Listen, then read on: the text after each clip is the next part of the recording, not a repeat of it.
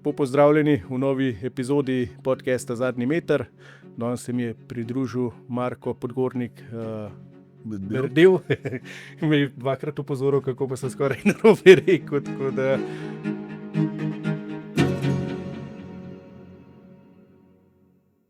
Res hvala, ker si vzel čas, prišel v Ljubljano in na to epizodo podcasta. Jaz upam, da se boš imel dobro.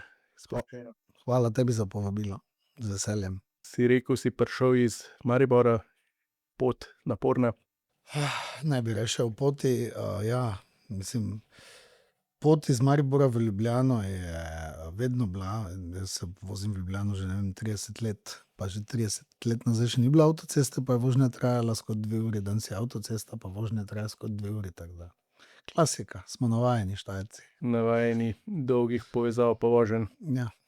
Kaj nam drugega preostane?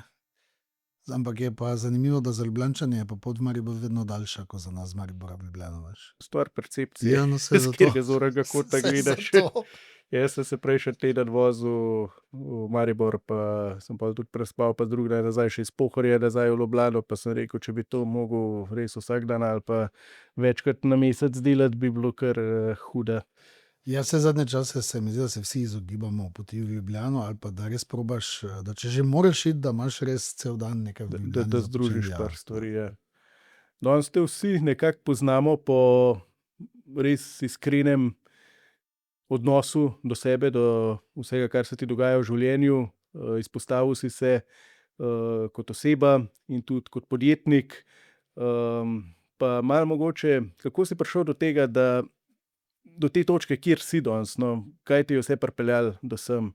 V kakšnem smislu misliš? Življenjsko, izkušnje, podjetniško, mogoče najbolj na življenje, osebne situacije, pa pol do podjetništva.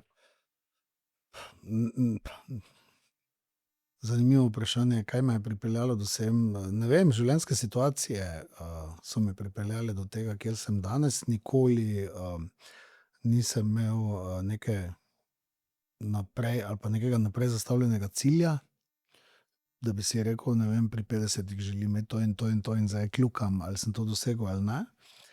Ampak sem po naravi avanturist, življenje probam zajeti z veliko žlico in zgrabim vsako priložnost, ki se mi ponudi.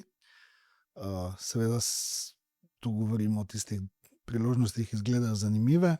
Zgodi se nam pa, ali pa se mi je zgodilo pa tudi, ali pa tako bom rekel, padajo pa tudi razne prepreke ali pa polena kdaj, ki pač je potem stvar percepcije v glavi, ali jih preskočiš ali jih pa gledaš pa jamraš. Ne, saj sam veš, da je vse stvar v pogleda na stvari. In vsaka situacija, ki se mi je v življenju zgodila, če je bila neprijetna, sem jo vedno vzel kot nekaj, kar je pač se moralo zgoditi, in se probati naučiti, kaj lahko iz te situacije potegnem za naprej. Sem pa tudi človek, ki vedno raje uživa na neki poti, kot pa ob dosegu nekega cilja, in zato še vedno grem naprej, ne vem, kaj me v življenju še vse čaka. Ja, ta pot, to je že Nejc Zaplotnik pisal v tisti knjigi, da je najbolj pomembna pot, ne pa cilj. Tako je. In jaz sem tudi večkrat na svoji poti videl, ko sem plaval še moji sotekmovalci, soplavalci, smo bili v reprezentanci, so bolj uživali v treningih kot jaz, pa sem imel boljše rezultate, zato ker sem na koncu medalje videl. Tako da malo pogrešam ta način, da bi znal tako razmišljati, oziroma se učim vsak dan. Ampak enkrat sem v enem podcastu omenil tudi ADHD, oziroma to stalna nemirnost, ki te skozi sili k iskanju nečesa novega. Kako je to? Saj, če me boš videl danes, da se bom skozi premikal, da ne morem sedeti na miru. Ja, pri ADHD-u možgani skozi delajo, ne? In skozi se ti v glavi nekaj dogaja. Meni je najbolj zanimivo, ko nekoga vprašam, kaj v tem trenutku razmišljaš, pa reče nič. Ne? Jaz ne znam, da ne bi o ničemer razmišljal, da bi skozi je nekaj v moji glavi plete, skozi o nečem razmišljam. In živeti s tem je pač, če to sprejmeš, zanimivo, ker imaš milijon idej, milijon razmišljanj o milijon stvarih, in tudi pri ADHD-ju opažam, da znam povezovati, ali pa da moji možgani znajo povezovati neke stvari, ki jih drugače morda ne bi znali. In v bistvu zelo hitro znam oceniti situacijo, ali pa včasih se kar sam sebe ustrašim, ker mogoče nekako zelo dobro vidim trende v prihodnost. Torej, vem, kam neka pot pelje in znam predvideti vse, kar se bo slabega ali pa dobrega na tej poti zgodilo. No. To je za podjetništvo oziroma dobra Ja, stvar, moram reči, da dobra mi to lastnost. koristi. Ja, da mi to Ja. v poslu koristi, ker se moji sodelavci večkrat vprašajo, odkot sploh dobim neko idejo, ali pa kako sem lahko prepričan, da neke moje odločitve ali pa poteze vodijo v pravo smer. Ne? In vedno so malo skeptični, ampak po tolikih letih so se že navadili, da v 99% primerov imam prav, na srečo, ne? Čeprav ne znam velikokrat obrazložiti, zakaj tako čutim ali pa vidim, ampak imam ta nek, kako naj rečem temu, notranji kompas mogoče. Je veliko polja. Potem je lahko ADHD zelo pozitivna stvar. Ja, mislim, se veš, zanimivo je. Jaz zdaj vem za ADHD mogoče dobro leto. Jaz sem v bistvu se z enim znancem pogovarjal in on mi je opisoval pač, da ima ADHD in mi je razlagal, kaj se njemu vse dogaja. In bolj, ko sem ga poslušal, bolj je bilo to tako, da nekdo, kot da sebe poslušam. No, in sem šel k psihologu, sem rekel, da me zanima, če narediva lahko teste. In so naredila testiranje in se je potrdilo, da imam ADHD.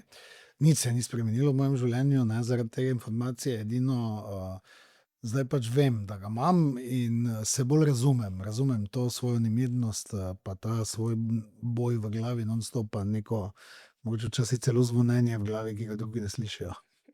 Ja, sej to, če se jaz lahko malo pohvalim, nisem šel nikoli teh testov delati, ampak imam prvi izvid zdravniški, kjer piše, da izjemno bistro spremljam okolico, ampak imam izjemno kratko zmožnost koncentracije. Ja, no, Ja. to je, ne. Tudi jaz imam zelo, mislim, tako bom rekel, pri ADHD-ju, veš, je ful zanimivo, da tudi generalno imam jaz tudi zelo kratko sposobnost koncentracije in me hitro, če me nekaj ne zanima. Če me pa zanima, potem je pa lahko koncentracija tudi nekaj dni skozi samo v eno stvar usmerjena. Ta selektivnost je zanimiva. Ja, če imam neko težavo, ki jo res želim rešiti, sem lahko 3 dni skozi v tej težavi. Mislim, skozi razmišljam o tem, skozi iščem variante, preizkušam vse možne načine in ostanem v fokusu. Če pa mi nekaj ne diši, pa ni ga, ki bi me premaknil, da bi nekaj naredil. No. To pa zelo težko. To je dobra lastnost, ker meni so dostikrat so mi rekli znanci, ali pa to, ko so videli, da so me izgubili, da sem odplaval, ne, in tako, in so se s kom pogovarjali in sem začel takole gledati stran.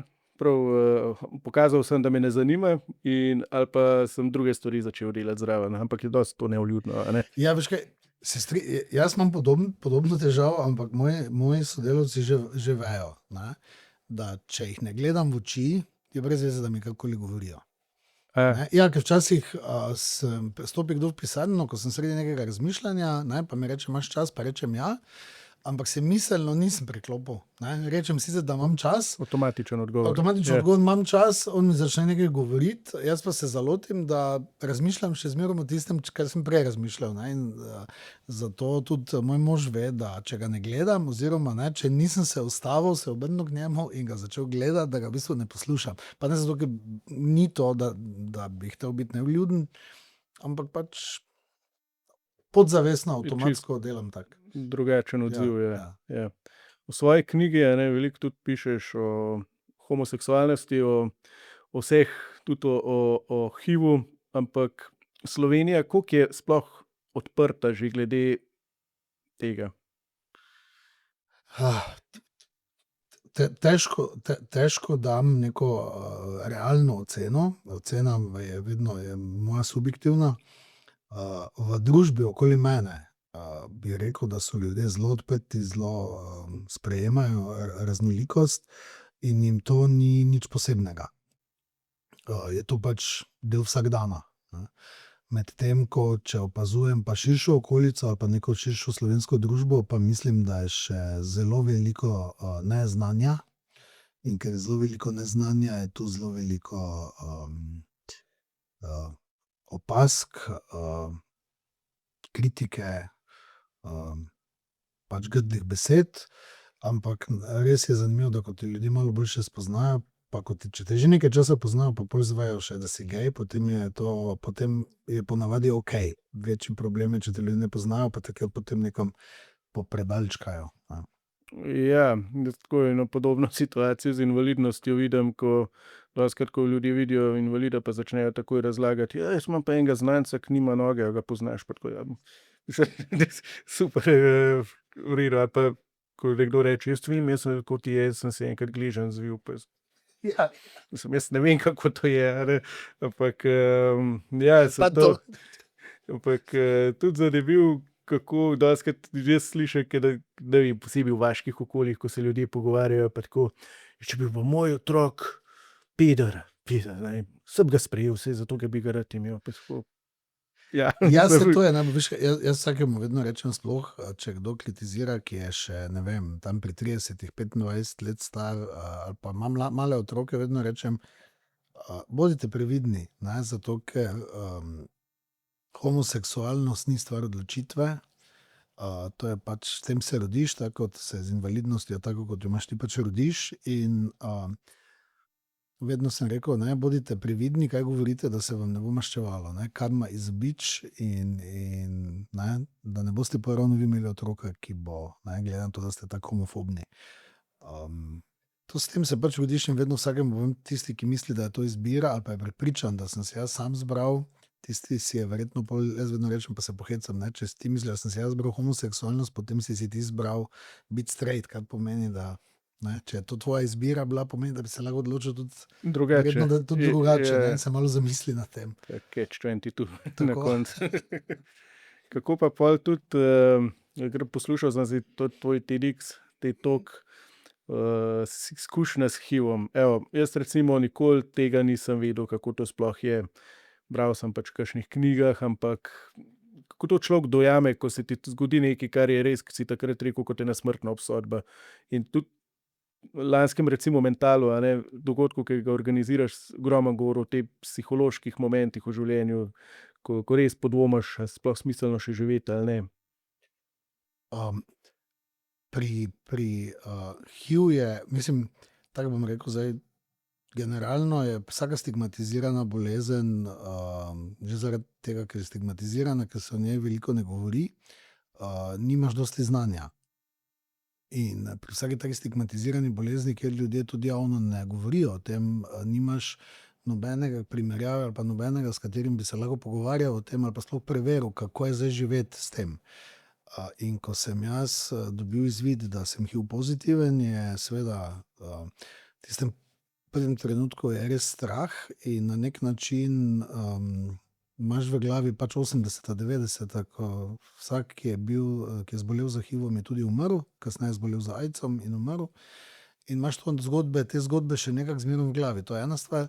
Druga stvar pa je, da je moja izkušnja s človekom, ki mi je povedal, da je imel HIV, mislim, da ima HIV, tudi takrat sem jaz reagiral zelo, v bistvu sem se ga bal, nisem se ga upal dotakniti, piti z istega kozarca, nekako sem imel strah pred tem, da bo kar skočila okužba z njega na mene. In to je bilo v tistih prvih trenutkih, se mi je to vse v glavi odvrtelo in potem ko sem bil še pri infektologu, sem doživel še eno neprijetno izkušnjo, no, kjer smo pač občutek, da je malo zviška gledal na nas bolnike z HIV-om in mi je takrat rekel, saj, ne, dali vam bomo tablete, in živeli boste verjetno čisto normalno življenje, tako kot vsi ostali, morda pa, ne vem, da pa samo 10 let. Ne. Čisto brez občutka. Ja, ne, in tisto, mislim, da mi ne more obljubiti, ne, tako da lahko, da bom 10 let, lahko pa, ne. In seveda, veš, kaj slišiš v tistem trenutku, ne? Da imaš še samo 10 let življenja. Tisto me je postavilo zelo na realna tla ali pa me je prestrašilo. Bil sem nekaj časa zelo zaprt vase, nisem upal seveda nikomur povedati, razen res tistim, ki so morali vedeti. In od vsega skupaj me je bilo pa še posebej strah tega, da bom ostal sam. Kako priti do neke zveze, kako sploh biti partnerja, ki mu lahko poveš, da si HIV pozitiven, pa bo v bistvu s tabo živel normalno življenje od spolnosti do vsega ostalega, kar zraven spada. Zdaj, če še tu nadaljujem, ne, HIV je danes popolnoma lahko, ni pač zaenkrat še ozdravljiv, je pa z ustrezno terapijo se virus prisilil s tako imenovano skrivanje in ga v moji krvi ali pa pač ni več za zaznati, ga torej ni več možno najti in torej lahko imam spolne odnose nezaščiteno, ne morem HIV-a prenašati na nikogar. Ne, prav ni možnosti, ni možnosti, da jaz koga okužim. Ne.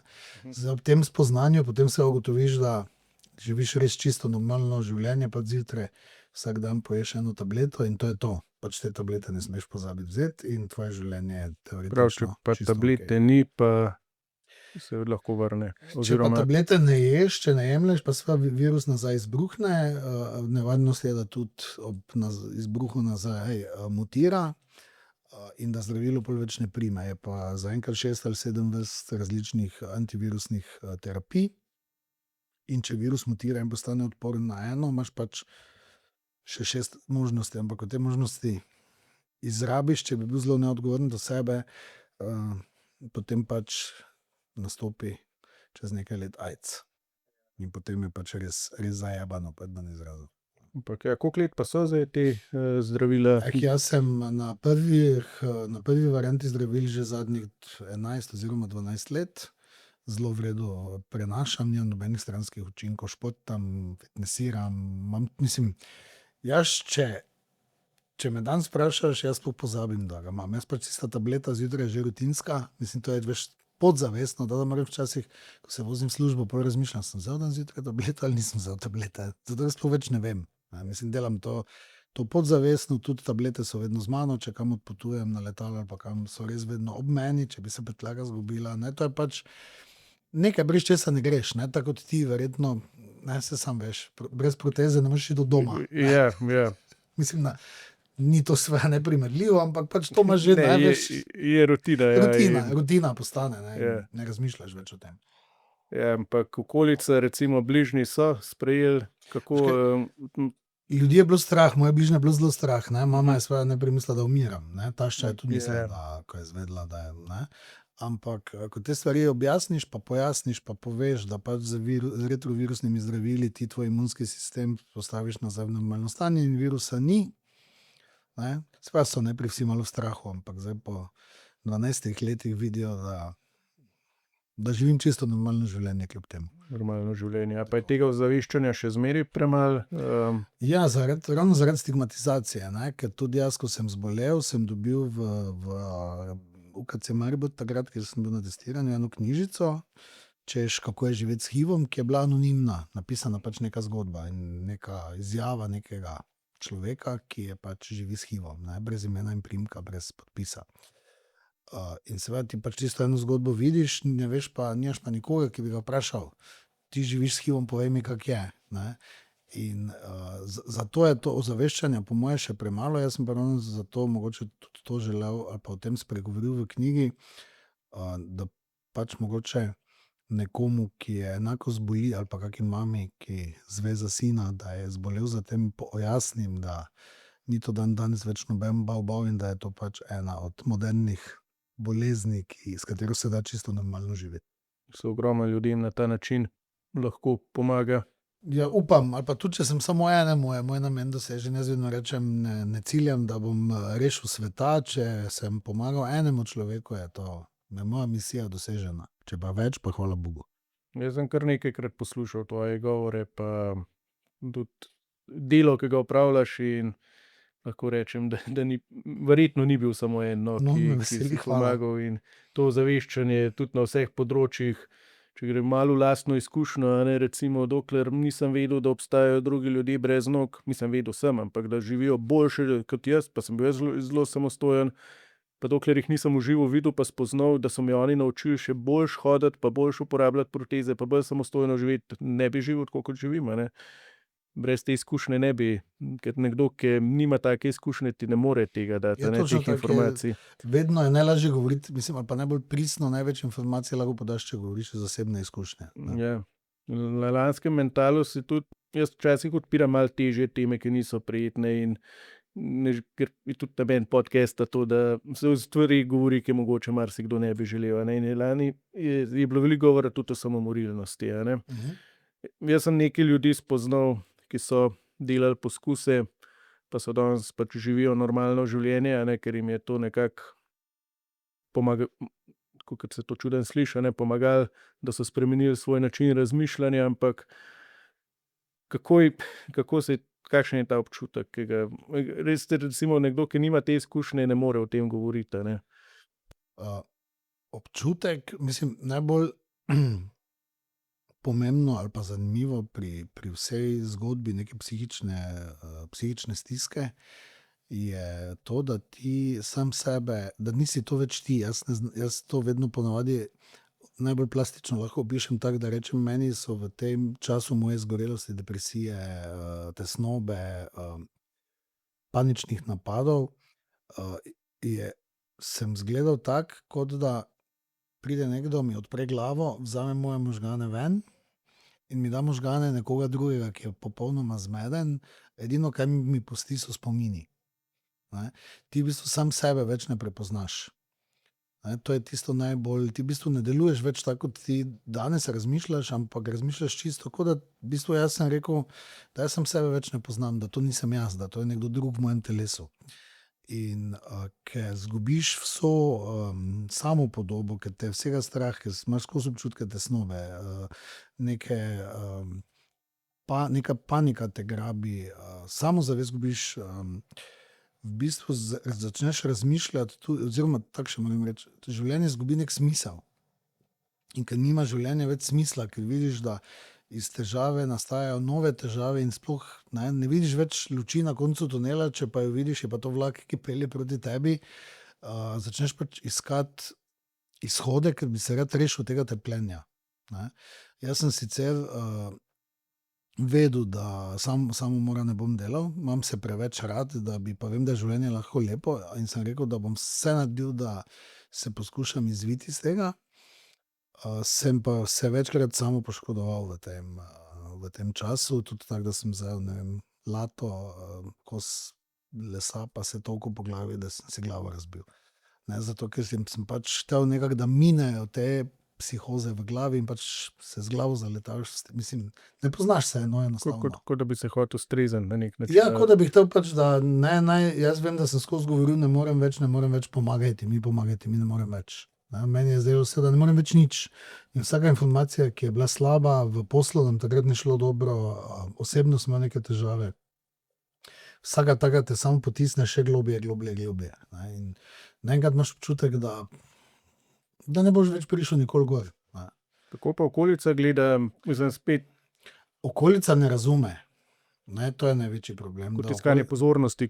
Da okolica ne razume, enostavno ne razume. In ker ti veš, pri vseh teh, pri nekih teh psihozah, ki nastanejo, ali pa pri zgorelosti, si ti v neki dobri družbi z pozitivnimi informacijami enak, kot si bil prej. To pomeni, lahko si dobre volje, lahko se družiš s prijatelji. Jaz sem celo imel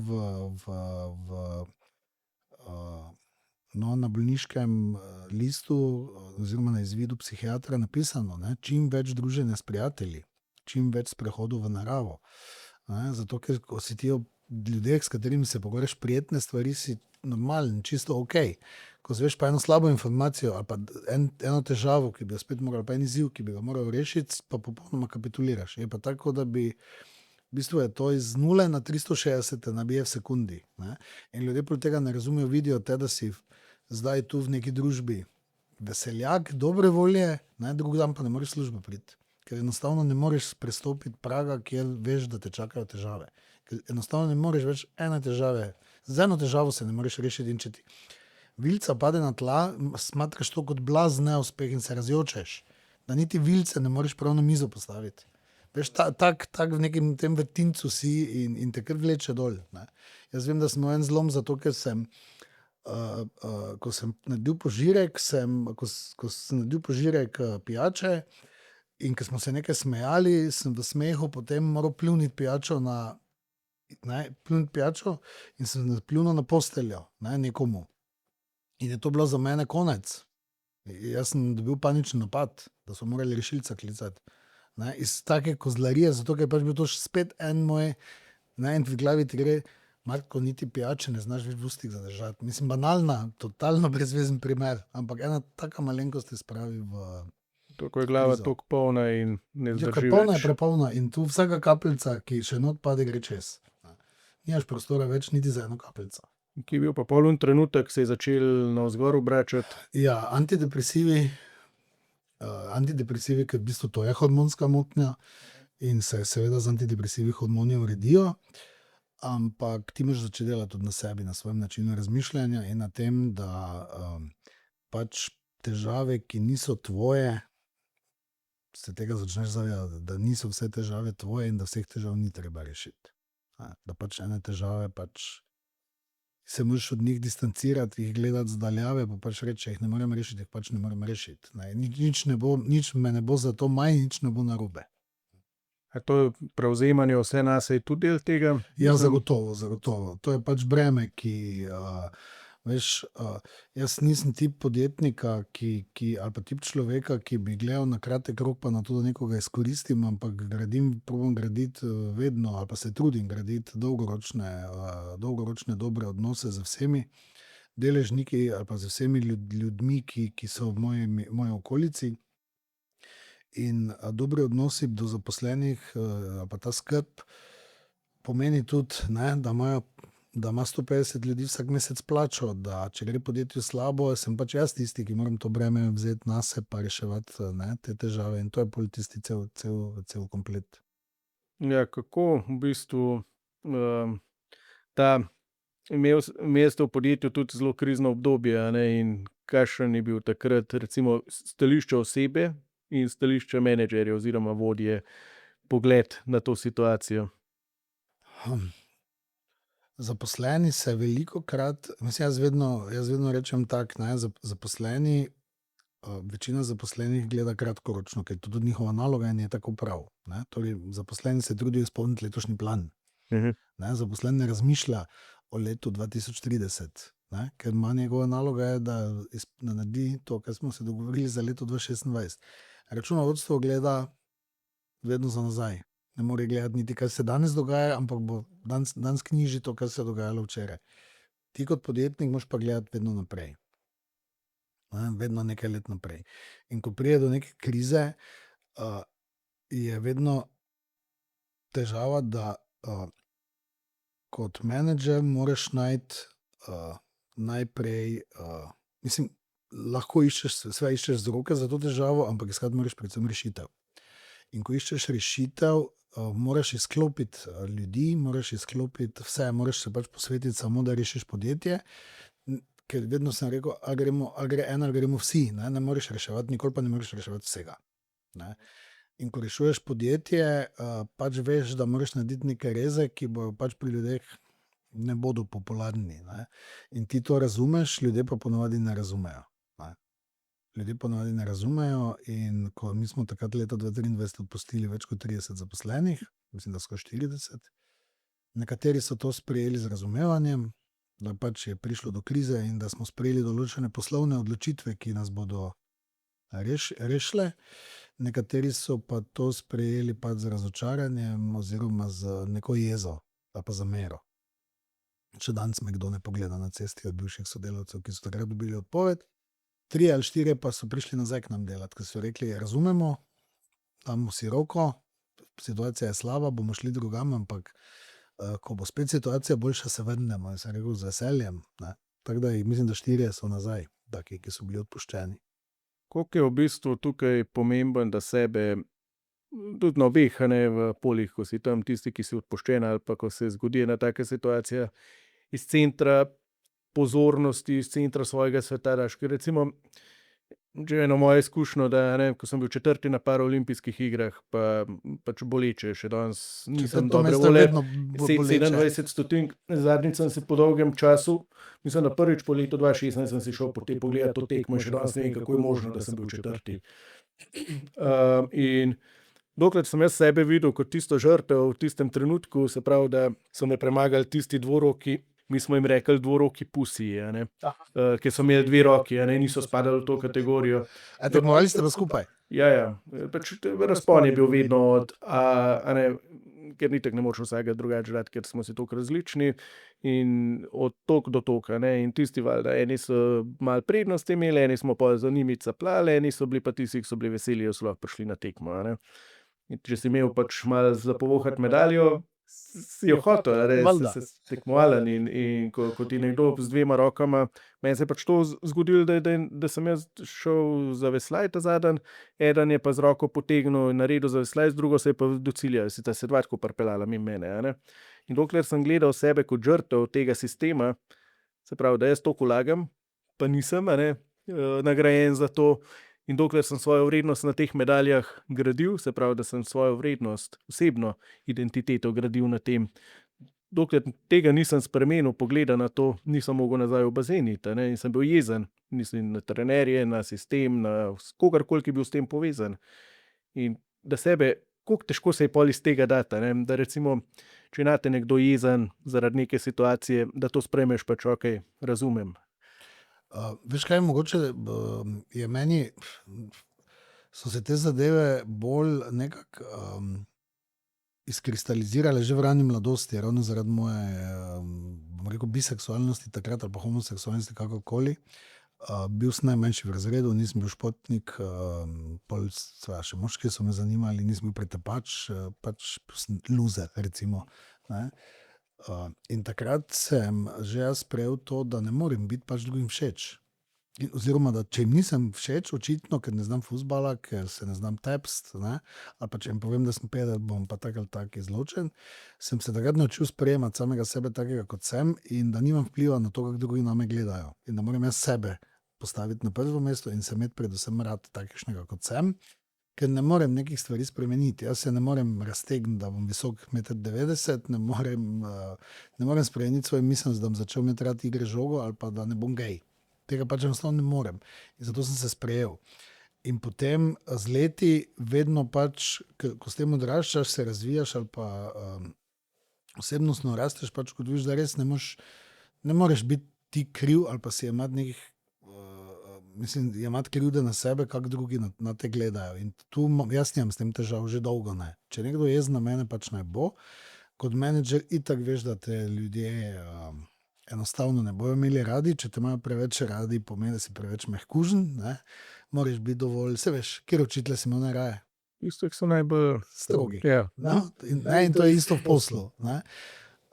To jaz se s tem preveč nabrunim, ampak sprejel sem pa zelo hitro, da ne morem biti vsem všeč in nobena, mislim, v zgodovini, 20 let sem direktor, nobena moja odločitev še, ampak res nobena ni bila všeč vsem. In zato to živim že 20 let, da tudi ko mislim, da zdaj bojo pa enkrat res vsi zaposleni rekli, bravo Marko, se najdeta dva ali pa trije, ko rečejo, totalno zakuracija, to, kaj si je izmislil. Trdo kožo dobiš. Trdo kožo dobiš, navadiš se s tem živeti in pač ne. Jaz sem sploh tisti, ki sem se naučil že dolgo nazaj, da mnenja drugih o meni, mojih dejanjih, so samo mnenja, kaj se drugi za mano govorijo ali pa o meni. Se me ne sme niti dotakniti, ker me ne poznajo. Veliko ljudi je imelo mnenje o marsičem o meni prej, ko so knjigo prebrali, so rekli, viš, jaz sem si čisto drugače predstavljal tvojo zgodbo, ali pa, ko pa prebereš, pa nekoga malo bolje razumeš, da to je težko govoriti o komekoli drugem, če ga ne poznaš. Ja, sej tudi neko osnovno pravilo, komunikacije ali pa v dobrih odnosov je, da si sami ustvarjamo mnenje, ne na podlagi nekih govoric. Tako da v zadnjem obdobju zelo izpostavil tudi javno, v javni debati o tem, kakšno Slovenijo si želimo. In jaz sem tudi to napisal, in sem jo dobil na ponosu, da me z ene strani tisti, ki se niso ravno strinjali z mano, eni so rekli super, ampak ne da zdaj tema politika, ker ne želim, da je politika, ampak Slovenija je majhna, lepa, izjemni ljudje in lahko sodelujemo. Tako da točno to, mi moramo sodelovati, mi se moramo vsi skupaj vse za isto mizo in dogovoriti, ker jaz ne verjamem, da nekdo hoče drugemu slabo. Jaz pač izhajam iz tega, da hočem vsakemu človeku samo dobro.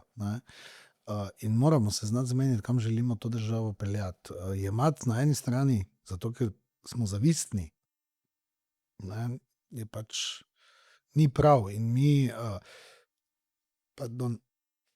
jaz mislim, da se moramo zavedati, da je gonilna sila celega razvoja gospodarstva. Zakaj so gospodarsko najmočnejše države najbolj razvite in živijo najbolj v izobilju? Ker so pač gospodarsko najmočnejše. In če ne bomo delali močnega gospodarstva, ne bo nobene sociale. In tu mislim, to je, kako naj rečem, zdrava kmečka pamet. Tu ne rabiš biti ne levi, ne desni politik, da to razumeš. Ja, saj, če je več presežek, ga lahko namenjaš tistim, ki... Tako samo, ne. Mislim, meni je moja ata vedno rekel, ne moreš zapraviti več, ko imaš. Več, ko ustvariš, ne moreš zapraviti. In zato, če želiš več zapravljati, začni več ustvarjati. Ne, in ne pa najprej začni več zapravljati, pol pa razmišljaj, ki boš dobil. Ne. To je, mislim, da to se moramo naučiti Slovenci, da moramo najprej šele ustvariti in ko bomo res nekaj ustvarili, lahko to začnemo deliti. Pa sodelovanje, predvsem to, da se podpiramo, a ne med... Ja, pomagajmo si, poslušajmo se, logično, pa veš, jaz sem vedno žalosten, ne, ko mi pod nos mečejo marsikatere stvari, pa tebi je lahko, pa delaš v zdravstvu, pa tu ima tebe ne marže, pa delaš državo. Mislim, ko da je to, ne, pa vsakemu rečem, pa pridi, pa začni, ne, sej ni nobenega ne omejuje.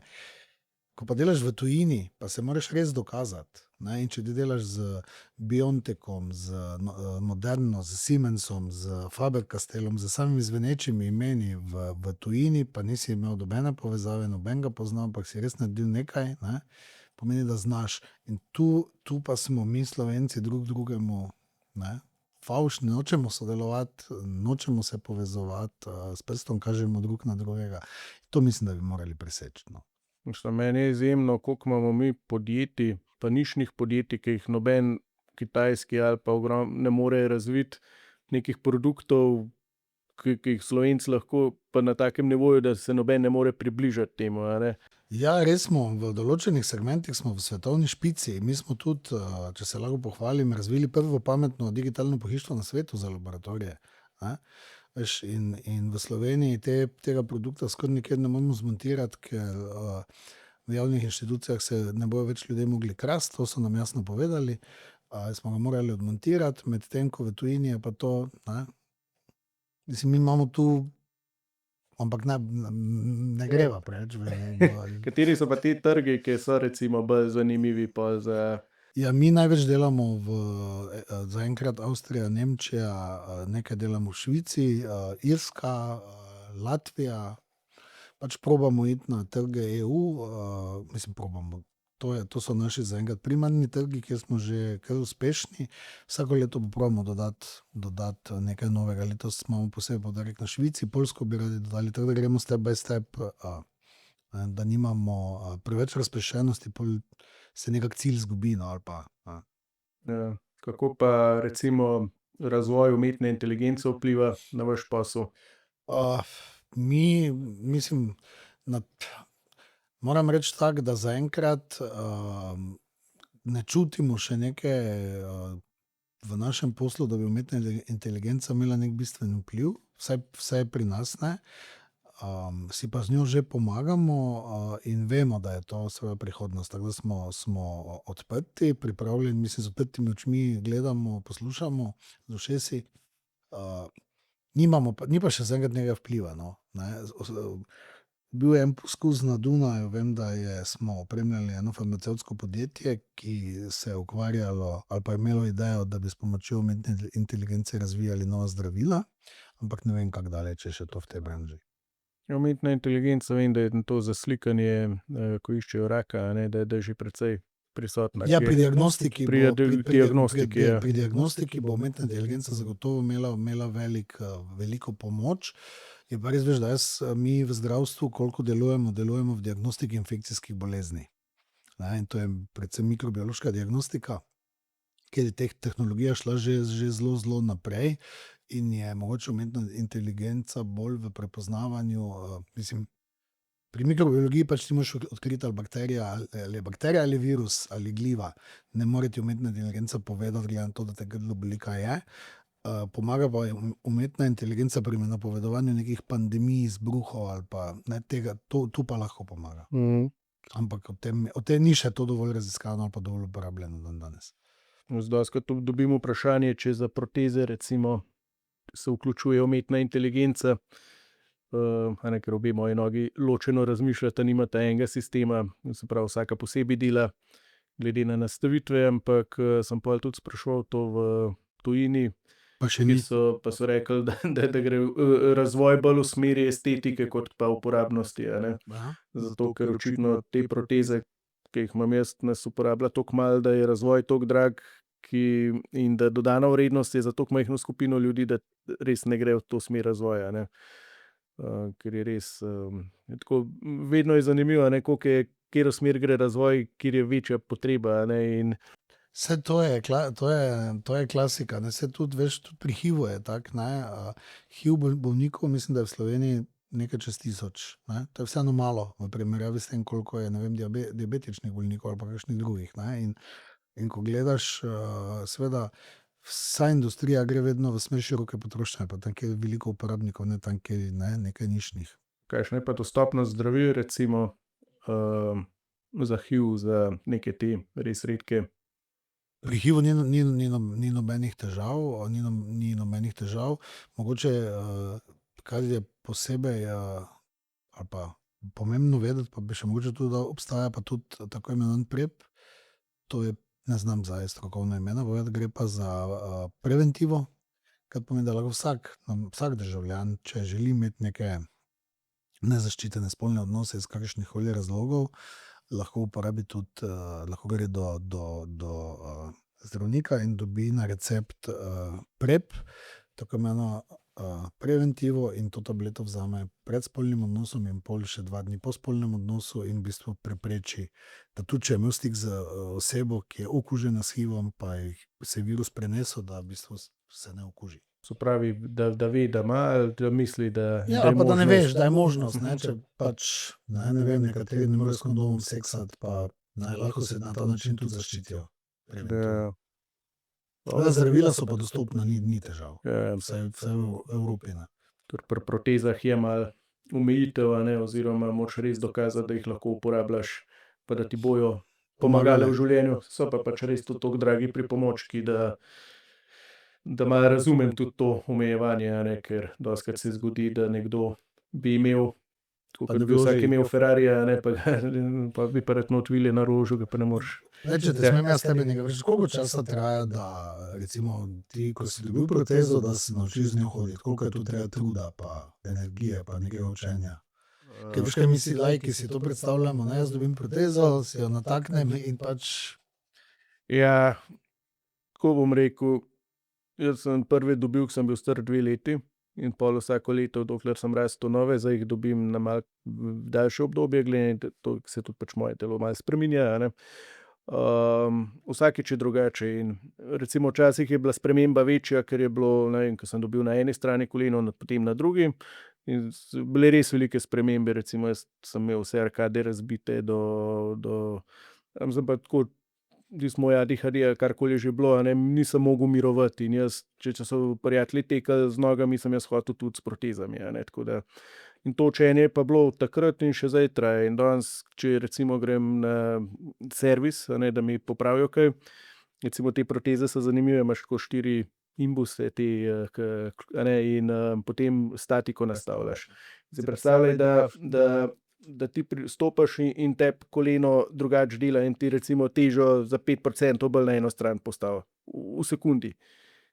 Koliko to ene spremembe za telo. To pomeni, da ti, če se zrediš, pa da moraš v bistvu si nastaviti proteze malo drugače. Dobesedno, ja, ali pa da meni recimo Da shujšaš, no. shujšam, se pravi, če se zredim, to je pač resnična zgodba, ko sem nehal plavati in Si se zredil, ne? sem se zredil, ker sem isto jedel kot prej. Še ena slika od takrat obstaja, sem ko en balonček, tako da. In dobesedno jaz noge nisem več noter mogel dati. Sem pomatral, da če shujšam, pride do lufta, in spet treba na novo narediti, tako da res je ogromno nekih stvari. Tako da, ampak na srečo res je, tehnologija zdaj obstaja je pa ogromen pol na posamezniku, a ne, tako kot si ti rekel, za tabletko vsak dan moraš vzeti, Ja, jaz pa moram vsak dan gor dati noge pa iti v live, ker če en teden ne grem, zgubim mišično maso, zgubim občutek za višino in spet na novo, a ne. Tako da res, meni je pomagalo, ko si govoril o izkušnji, a ne, to, ko sem šel v Ameriko, ko sem videl druge ljudi, ki so taki kot jaz, ko so mi pokazali, kaj je vse možno. Dokler so mi sam fizioterapevti pa tisti govorili, jaz nisem verjel, a ne, ker sem mislil, jaz ne morem, a ne. Ko pa vidiš enega boljšega od sebe, ko res boljš živi ali pa hodi, pa takrat reče, zakaj pa jaz ne hodim tako, a ne. Zanimivo. In tudi ta psihološki moment je meni izjemno zanimiv bil vedno, a ne, ker tam na tem kampu, ko hodim v Ameriko, to se reče Bilateral Life Camp, za ljudi z dvojno nadkolensko amputacijo, in ti dobiš ljudi, ko so po nesrečah. Pol imaš take, kot sem recimo jaz, ki sem od rojstva, pa recimo nisem imel sistema, ki bi mi omogočil tako učenje. Pa imaš one, ki so res super userji, a ne. In vidiš ene, ko vidi tistega super userja, pa reče, jaz bom tudi nekega dne tako hodil, ali pa vidiš enega, ki se zapre vase, pa reče, to ni mogoče, to ni realno, in se ustavi in gre nazaj in ga ni več, a ne. In se umakne iz tega sveta. In ravno to je meni, kje je tisti moment, da to točko obrneš navzgor, a ne, tako kot si rekel, ko imaš tudi psihološke težave, ko si v neki temi, da se obrneš navzgor, da ne greš naprej dol, ampak Veš kaj, jaz mislim, da je to zelo odvisno od vsakega posameznika, verjetno tudi od vzgoje, ali pa tudi nekih, mislim, od vzgoje, od karakterja, od mogoče inteligence, pa od neke želje, motivacije, ne. Ker tako kot imaš, veš, ljudi, ki jim nobena stvar ni v redu, ki bojo vedno videli samo slabo, vedno vse pesimistično, imaš ljudi, ki skočijo, pa pol razmišljajo šele, zakaj so skočili, ne, ki so pač optimistični, ja, seveda bomo vse poskusili. In jaz mislim, da je ta percepcija, kako gledaš na stvari, že, ne vem, nekako v tebi noti in je verjetno težko spremeniti, ker ti si bil, koliko sem te kdaj poslušal, vedno nekako optimist, da se bo dalo, ne, da se da pač ni konec sveta. In jaz tudi vedno rečem, tudi ko padem, rečem, ja, sej, jaz vem, da v življenju še večkrat padel. Verjetno me čaka še kakšna kriza, pa še kak zlom, pa še kaj hudega, ne, ampak to pač del življenja. Sej, ne poznam človeka, ki bi živel skozi super. Ne. Vsakemu se nekaj zgodi. Zdaj stvar je samo v tem, da večinoma podjetnike slikajo vsi kot uspešne. Ne. In če si podjetnik, si že avtomatsko. Ne veš, koliko ljudi meni reče, kaj se pa ti pritožuješ, tebi pa res nič ne manjka. Zato, ker vsi mislijo, da če pač malo boljše zaslužiš, da je pa to. ja, sam je druga odgovornost zaradi. Je vse drugače, ne, ampak ti tudi imaš, zato jaz tudi o tem govorim, ne, zaradi tega, ker tudi podjetnik si polomi kolena. In ni nič sramotnega in tudi pademo in tudi sprejemamo napačne odločitve, ampak percepcija v glavi mora biti ta, da boš borbal, da greš naprej. Ne? In če imaš to v sebi, imaš, če nimaš, pa ne vem, če se da to spremeniti. Seveda, ko ti slišiš za nekoga, ki se mu je podobno zgodilo, pa mu je uspelo, imaš neko, rečeš, če je njemu, bo meni tudi. Ne? Če pa misliš, da nisi sposoben nikoli tega doseči, tako kot si rekel, da nekateri vidijo te super usere, pa rečejo, ni to zame, pa se zaprejo. Ne vem, če jih lahko kako obrneš, če niso pripravljeni sami. No? Ja, se tudi v coachingu, a ne, če nekdo ni coachable oziroma tako, če nekdo ne želi, ga ne moreš premakniti. Prisiliti. Vse isto je in na coachih, in na psihoterapiji. Ne. Se pravi, pomagamo z zgledom, da. Ja, vedno, jaz vedno pravim, z zgledom pa s svojimi iskrenimi zgodbami, ne z teorije. Ker teorija, se sam veš, tako si rekel, ne, tebi so teorijo razlagali zdravniki pa fizioterapeuti, ne, dokler ti nisi videl z prakse, da je nekdo super user, to mi je tak zanimiv izraz. Ja, meni je pomagalo tudi pri tem razvoju speakinga oziroma to, da sem šel iz glave ven, ne, da sem nehal ljudem govoriti, kaj je prav, ampak samo kako sem jaz to naredil, ne pa vi najdete svojo pot, tako, ampak svojo. Meni je tako rad, ni nujno, da bom na ta način. Jaz enako govorim, ne, da nikoli ne govorim, da je moja pot prava, ali pa tudi moja podjetniška pot, ali pa moje poslovne odločitve niso recept za uspeh. Ne. To je pač bila moja pot. Nekomu bo šlo po podobni poti, nekdo bo prišel do boljšega uspeha, mogoče po drugi poti. Ne? Vsak mora najti vedno svojo pot, pa svoje razloge za to, da gre na to pot. Tako je.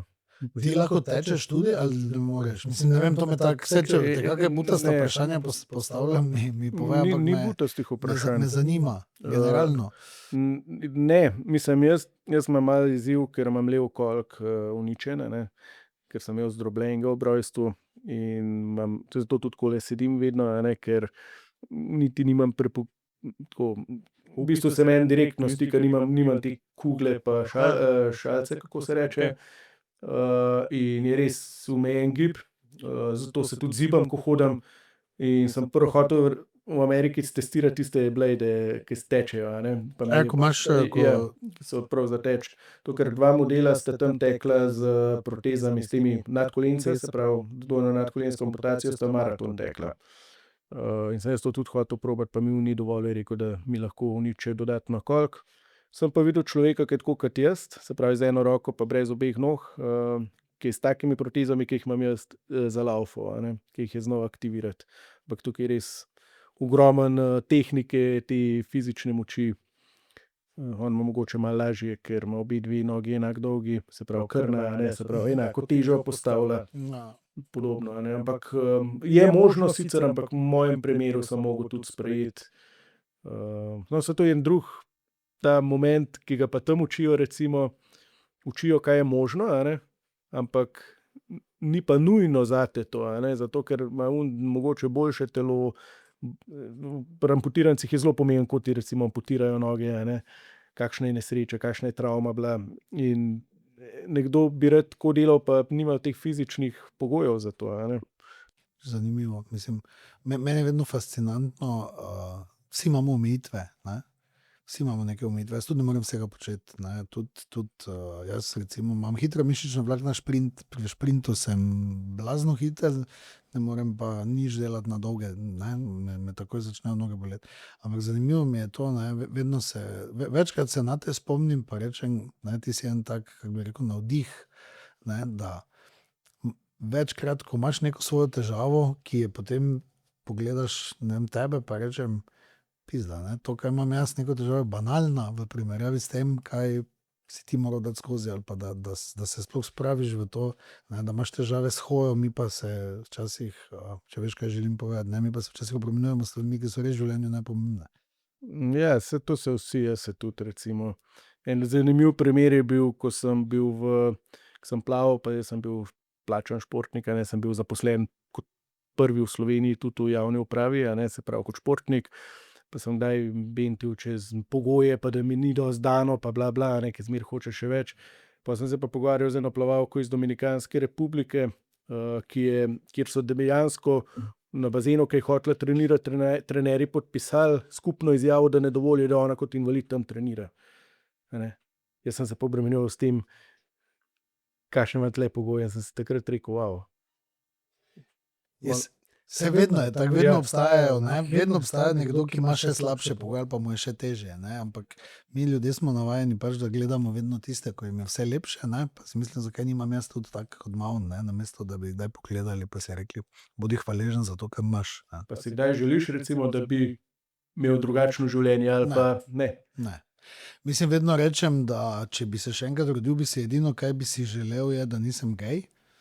Pa ne zato, ker mi to ne bi bilo fajn, pa ker bi zdaj trpel, ampak ker bi bilo lažje, ne, zagotovo bi bilo lažje.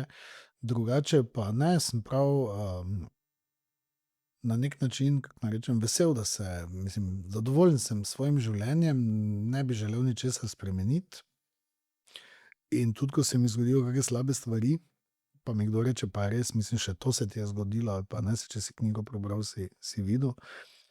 Pa vedno rečem, ali pa ko se mi kaj tega zgodi, vedno rečem, ja, veš, to je pa zgodbe življenja, ki jih bom pripovedal svojim vnukom, ne, nekoč v smislu, glej, kaj se je staremu vse zgodilo. Ne, in pač vzamem vse to kot neko avanturo, ker življenje mora biti avantura, drugače je dolg čas. Ne. Ja. Hvala, ker si podelil vse tole z menoj. Malenkost. Si oglasil, si vzel čas. Res sem ponosen, da se poznava, da Tudi jaz, da tebe poznam, mislim, lahko skupaj mogoče ustvarjamo malo lepši svet in delamo tisto, kar res je letos, no mogoče, če smem izkoristiti, bi povabil tudi vse na Mental, 20. maja v Cankarjevem domu. Letos bomo pa govorili na temo o temi bolezni, hudih terminalnih bolezni, soočanju z žalovanjem, z izgubo, sploh v povezavi z delovnim mestom, ne? Ker spet ne znamo sprejemati nekoga v službi, ki pove, mislim, ne znamo se obnašati. Jaz kot direktor ne vem, kaj naj rečem nekomu, ki bi prišel v podjetje, pa mi pove sodelavec, da umira, da ima neko terminalno, ne znam se obnašati, ne znam se soočiti s sodelavcem, ki je doživel neko izgubo, ali pa ne znam se soočiti sploh z izgubo, če bi jo doživeli v kolektivu. Ne? Veš, in to so stvari, ki sem rekel, da bomo tudi razbijali neke tabu teme in da začnemo pogovarjati tudi o smrti in o tem, tako da sem pač oprosti in izkoristil. pravilno, se pravi, Tvoje poslušalce. 21. maj. Mislim, da je 20. maj, 20. sreda, maj. 21. zdaj pa ne sreda, ali 20. Ja, ali ja. 21. No. Tisti dan. Tisti Super. Ljudno vabljen. Hvala še enkrat in se vidimo.